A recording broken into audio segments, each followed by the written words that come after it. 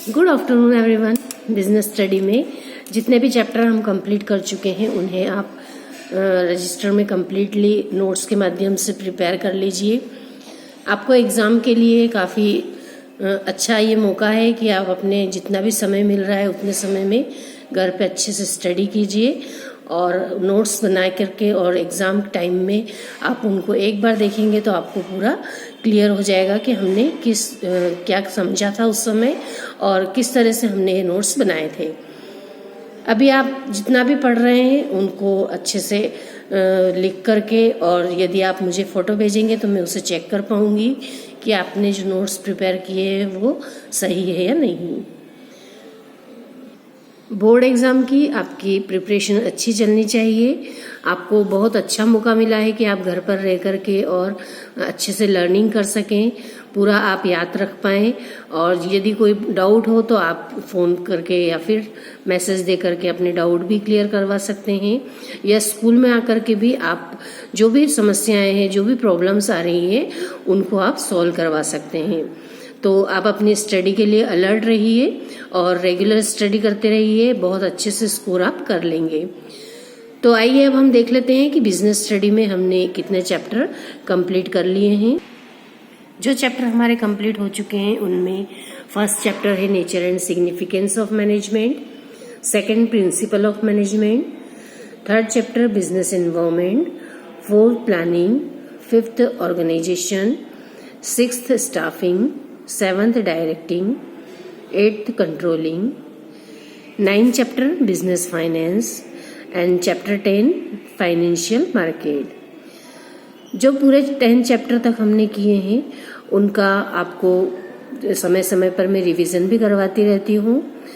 हमने जो quarterly exam में जितने चैप्टर पूछे थे वहाँ तक का भी आपका काफ़ी अच्छा कोर्स हो चुका था, और हाफ ईयरली में भी जहाँ तक का कोर्स आपसे पूछा गया था आपको उतना पढ़ना था और उसमें से ही आपको एग्ज़ाम देनी थी।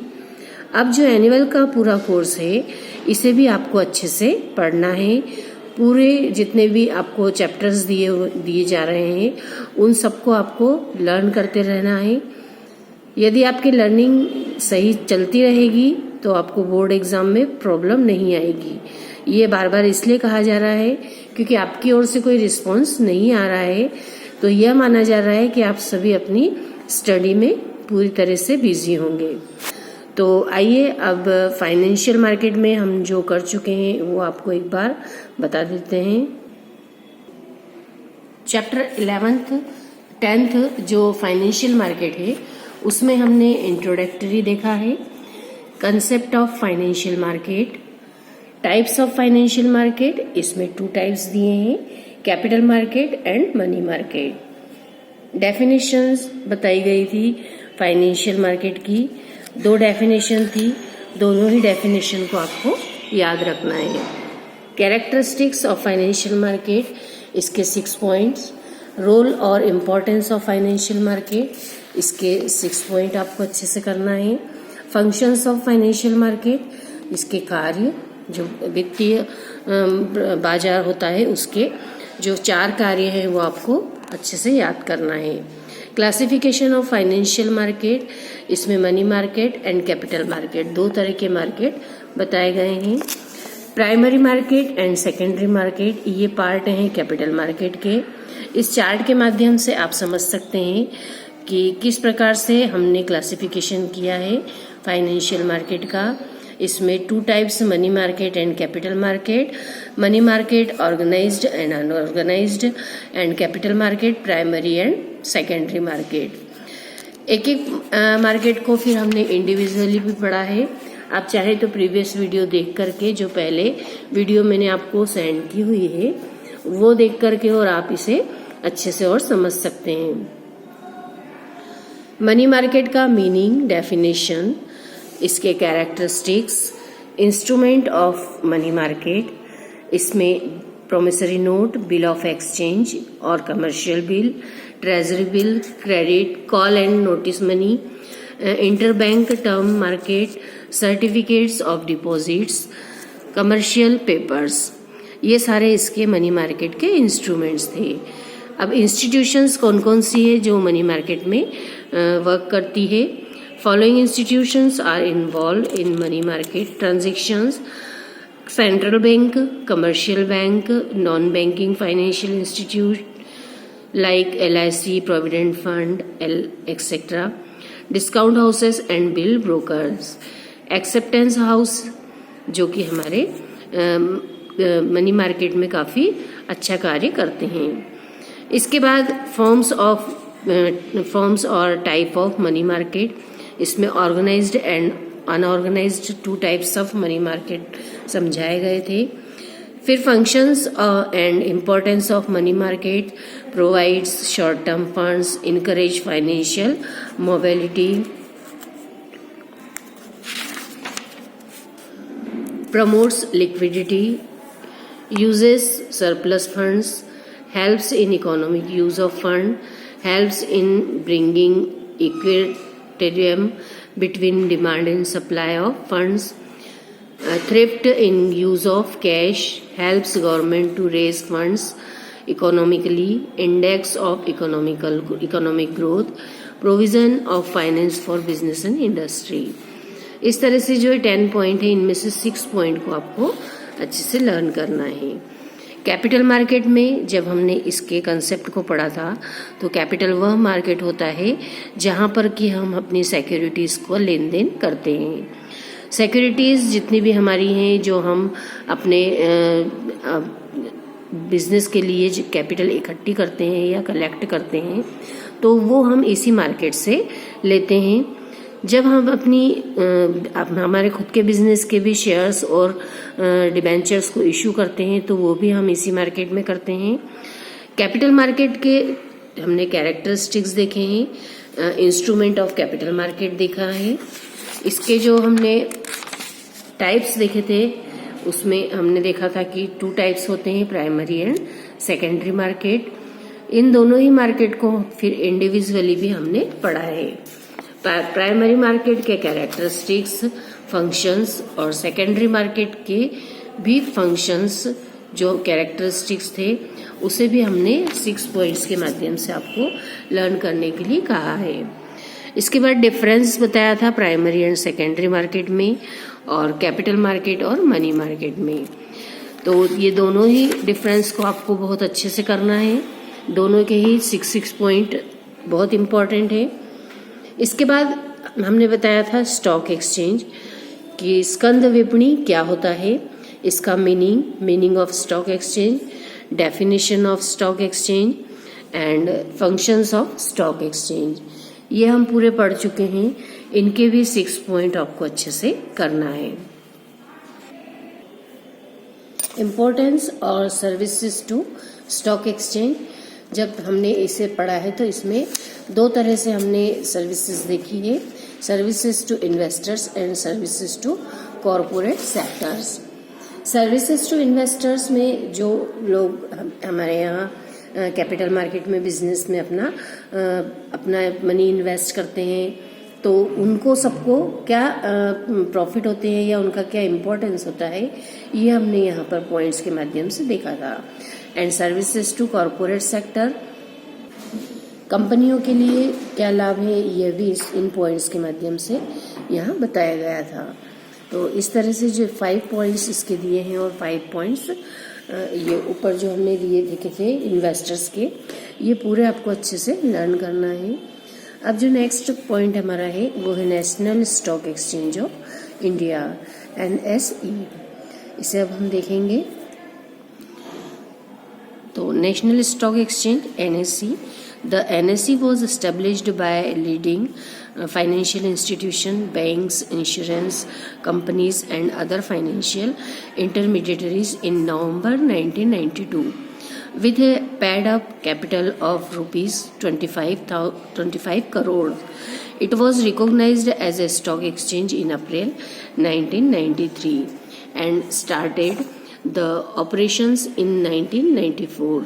It is a consortium of financial institution IDBI, ICICI, IFCI, GIC, LIC, SHCIL, that is Stock Holding Corporation of India Limited. NSE provides countrywide and online trading facilities and electronic clearing and settlement system. The board of NSE comprises of senior executives from promoters, institutions and eminent professionals without having any representation from trading members. जो national stock exchange of India है, NSE है, ये भारतीय राष्ट्रीय स्कंद विनिमय की कहा जाता है इसे। इसकी स्थापना 1992 में की गई थी और नवंबर 1992 में, किंतु अप्रैल 1993 में इन्होंने अपना कार्य स्टार्ट किया था। इसकी जो एस्टैब्लिशमेंट हुआ था, ये 25 करोड़ रुपए की जो रिकॉग्नाइज्ड कैपिटल थी एज ए स्टॉक एक्सचेंज में यह इतनी ही पूंजी से इसे स्टार्ट किया गया था। इस संस्था में जो IDBI है, ICICI है, SBI है, कैपिटल मार्केट आदि बैंकों ने तथा सामान्य बीमा LIC ने भी इसमें अपना पैसा इन्वेस्ट किया है। जितना भी कंपनियों की ये यहाँ पे नाम दिए हुए इंस्टीट्यूशंस के, इन सब ने अपनी कैपिटल को यहाँ पर लगाया है। इसमें stock holding corporation of India limited जो कि SHCIL है, ये मुख्य रूप से इन्होंने भी अपने मनी को यहाँ पर इन्वेस्ट किया है। और NSE जो प्रोवाइड करती है, इसका मुख्यालय जो होगा, जो NSE है इसका जो हेड ऑफिस है वो मुंबई में है। इसमें जो इंडेक्स है निकाला जाता है उसे निफ्टी NIFTY निफ्टी कहा जाता है। इसका जो उद्देश्य होता है, राष्ट्रीय स्कंद विनिमय, बहुत से उद्देश्यों को लेकर के इसे स्थापित किया गया है।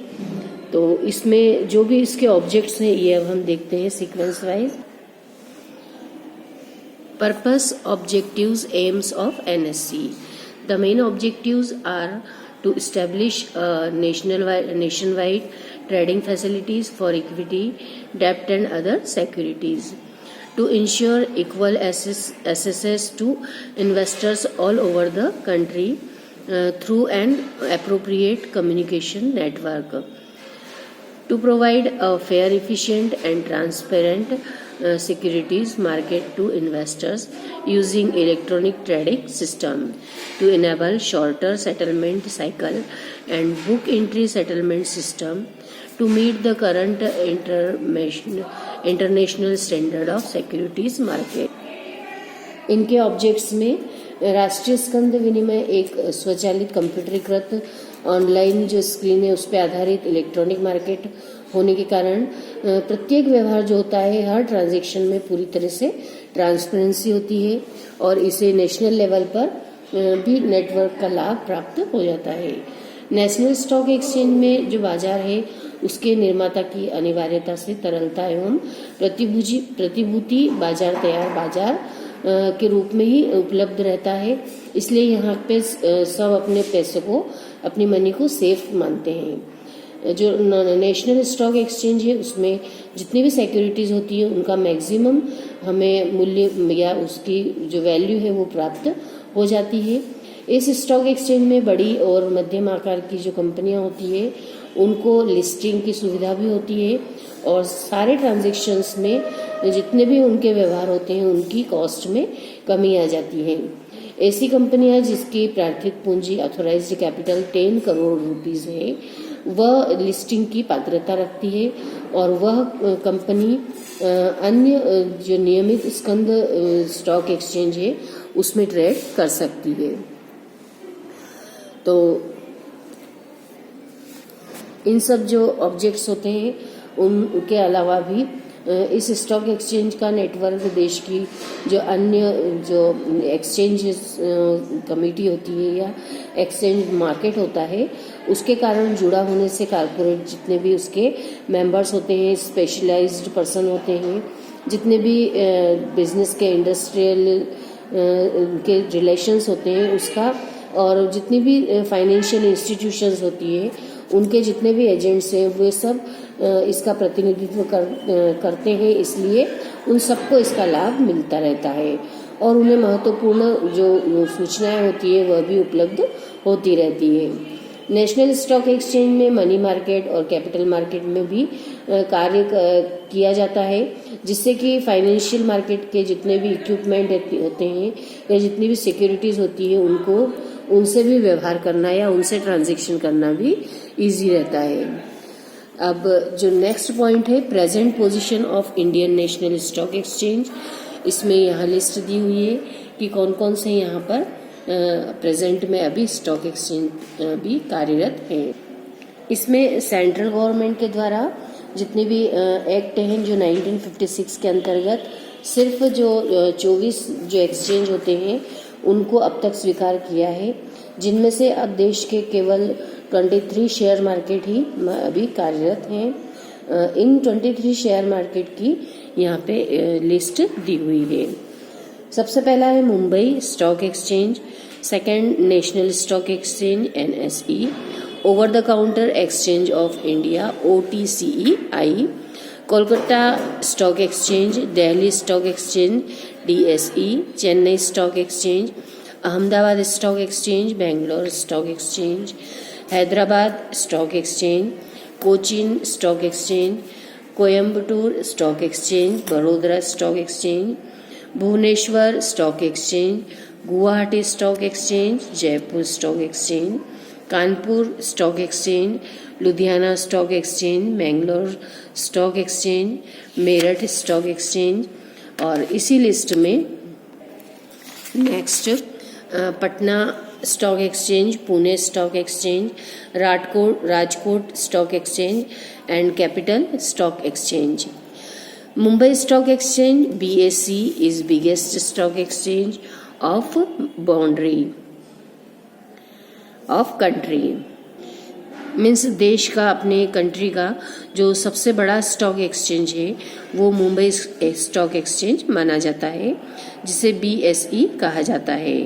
Out of all this exchange Mumbai, Delhi, Chennai, Ahmedabad, Hyderabad, Indore and Bangalore exchange have received permanent recognition. Rest of the exchange do not possess this recognition. Exchange in Mumbai and Ahmedabad are organized on the basis of voluntary non-profit association. Exchange of Kolkata, Bangalore, Cochin, Delhi, Kanpur, Ludhiana, Guwahati and Mangalore are limited by shares. Exchange of Chennai, Hyderabad and Pune are limited by guarantee. इन सभी exchange में जितने भी stock exchange हैं उन सब में जो मुंबई, कोलकाता, दिल्ली, चेन्नई, अहमदाबाद, हैदराबाद और बेंगलोर है उनको स्थायी मान्यता मिल चुकी है, जबकि शेष अभी भी अस्थायी मान्यता प्राप्त हैं। उन्हें अभी पूरी स्थायी रूप से मान्यता नहीं मिली है। मुंबई और अहमदाबाद के जो एक्सचेंज है वो ऐच्छिक जो वॉलेंट्री होते हैं, नॉन प्रॉफिट मेकिंग, उसके जो वो एसोसिएशन है उसके सहयोग के आधार पर ही उनको गठित किया गया है। और कोलकाता, बेंगलोर, कोचीन, दिल्ली, कानपुर, लुधियाना, गुवाहाटी और मैंगलोर के जितने भी एक्सचेंज शेयर्स हैं उनके द्वारा हुए लिमिटेड हैं, और चेन्नई, हैदराबाद और पूना गारंटी द्वारा सीमित, मतलब by guarantee, limited by guarantee हैं। तो इस प्रकार से जितनी भी यहाँ पे हमें संस्थाओं के जिन जिन शहरों में नाम दिए गए हैं वे सभी अभी इंडियन, मतलब भारतीय स्टॉक एक्सचेंज में कार्य कर रही हैं। नेक्स्ट है OTCEI, over the counter exchange of India. Premium financial institution such as Unit Trust of India, Industrial Development Bank of India, Industrial Finance Corporation of India, SBI Capital Market, General Insurance Corporation established the OTCEI on September 29, 1992. It was set up as a joint stock company. It is a recognized stock exchange under the Security Contract Regulation Act 1956. Trading on OTCEI takes place through a computer network. To get listed in OTCEI, A minimum capital of ₹3 crore is required. It is established in line of National Association of Securities Dealers Automated Quotation NASDAQ OTC Exchange USA। जो OTCEI है यह over the counter exchange of India, यह एक ऐसी भारतीय company है जिसकी की स्थापना 1956 के अंतर्गत की गई है, जो कि हमारा कंपनी एक्ट है। जो परंपरागत स्कंद स्टॉक जो ट्रेडिशनल स्टॉक एक्सचेंज होता है उससे यह एक अलग संस्था है जो अपनी जो इनकम होती है उसके डिविडेंड के रूप में कुछ भी डिस्ट्रीब्यूशन नहीं कर सकती, बल्कि इस आय का वो उपयोग अपने उद्देश्यों के प्रकार एवं प्रसार के लिए करती है। यह एक कंप्यूटरीकृत मतलब कंप्यूटराइज्ड स्टॉक एक्सचेंज है जिस पर जितनी भी सिक्योरिटीज का सेल परचेज होता है वो पूरी तरह से ट्रांसपेरेंट है, पूरी तरह से पारदर्शिता और बहुत ही स्पीड से होता है, तीव्र गति से होता है। इसकी स्थापना है जो 1991 में हुई थी। इसने अपना बिजनेस 1992 में स्टार्ट किया था। इसमें जितनी भी लिस्टेड होने के लिए कंपनियों को न्यूनतम मिनिमम 3 करोड़ रुपीस कैपिटल की आवश्यकता होती है। इस एक्सचेंज की स्थापना Nasdaq national association securities dealer automated quotation OTC exchange USA की तर्ज पर की गई है। Now objects of OTCEI। इस प्रकार से जो हमने OTCEI ये इंस्टीट्यूशन के बारे में पढ़ा है, यह एक ऐसा स्टॉक एक्सचेंज है जो हमारी 1956 एक्ट जो है उसके तहत ही बनाया गया है। तो यह काफ़ी अच्छा कार्य करता है स्टॉक एक्सचेंज के क्षेत्र में, और इसके ऑब्जेक्ट्स क्या है वह भी देख लेते हैं। To provides nationwide investors based on small companies to encourage closely held public companies to make public issue, to enable small companies to raise capital at low cost, to offer transparent and quick trading facilities to investors, to provide a single trading platform for investors throughout the country, to provide liquidity to share and loan securities, to pay attention towards investor complaints। तो इस प्रकार से जो इनके कार्य हैं उनके कार्यों में जो छोटी कंपनियां होती है उनको कम खर्च पर फाइनेंस की जो सुविधाएं वो दी जाती है। जो छोटे इन्वेस्टर्स हैं, जो स्मॉल इन्वेस्टर्स हैं, उनको सुविधाजनक और श्रेष्ठ सुविधा उपलब्ध कराना ताकि वे अपनी छोटी बचतों को भी हमारे यहाँ इन्वेस्ट कर सकें। जितने भी शेयर्स और डिवेंचर सिक्योरिटीज होती है उनको लिक्विडिटी बनाए रखना, उनमें उन्हें तरलता प्रदान करना। जितने भी इन्वेस्टर्स हैं उनकी शिकायतों पर ध्यान दिया जाता है, उनकी जितनी भी प्रॉब्लम्स हैं उन्हें बिल्कुल सॉर्ट आउट किया जाता है। देश में जितने भी प्रतिभूति बाजार हैं, जितनी भी सिक्योरिटीज मार्केट हैं, उन सबको ऑर्गेनाइज्ड करना, और यह जितने भी इन्वेस्टर्स हैं उनको पूरी तरह से स्वतंत्रता देता है कि वे जब चाहे अपनी जितनी भी सिक्योरिटीज को वे सेल आउट करना चाहे या परचेस करना चाहे तो वे इस मार्केट में कर सकते हैं।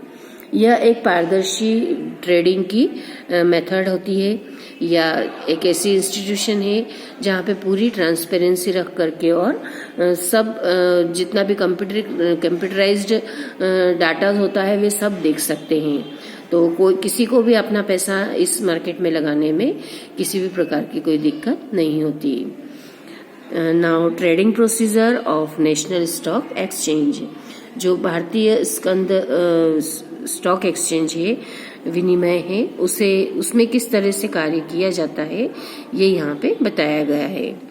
तो इसे देखने के लिए अब हम यह ध्यान देंगे कि जो हमने नेशनल स्टॉक एक्सचेंज पूरा पढ़ा है वो हमें क्लियर हुआ है या नहीं। आप लोग इसके बहुत अच्छे से रीडिंग लगाइए। इसमें जो जो इंस्टीट्यूशंस बताई गई है, जो जो मार्केट बताया गया है, तो उसे आप अच्छे से पढ़ के समझ करके और इसके कंसेप्ट को आप क्लियर रखिए। स्टॉक एक्सचेंज पूरा ही अपने आप में बहुत ही इम्पोर्टेंट एक पॉइंट होता है, या पूरे चैप्टर में बहुत ही इम्पोर्टेंट ये एक फैक्टर के रूप में हम देख रहे हैं। तो जितना भी हमारा ये स्टॉक एक्सचेंज के मैटर में जो हम पढ़ चुके हैं, इसमें आपको पूरा एक एक चीज को क्लियर रखना है, तब हम इसकी जो प्रोसीजर है या इसकी कार्य प्रणाली है उसे या उसकी ट्रेडिंग को देखेंगे।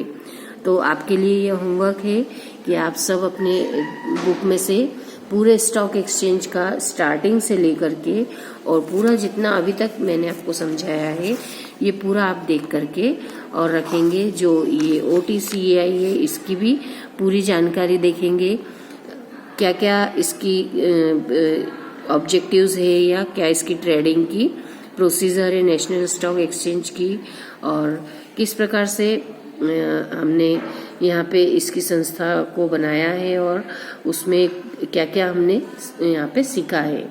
तो ये सब आप यदि पढ़ लेंगे अच्छे से तभी हम इसकी नेक्स्ट प्रोसीजर को देखेंगे।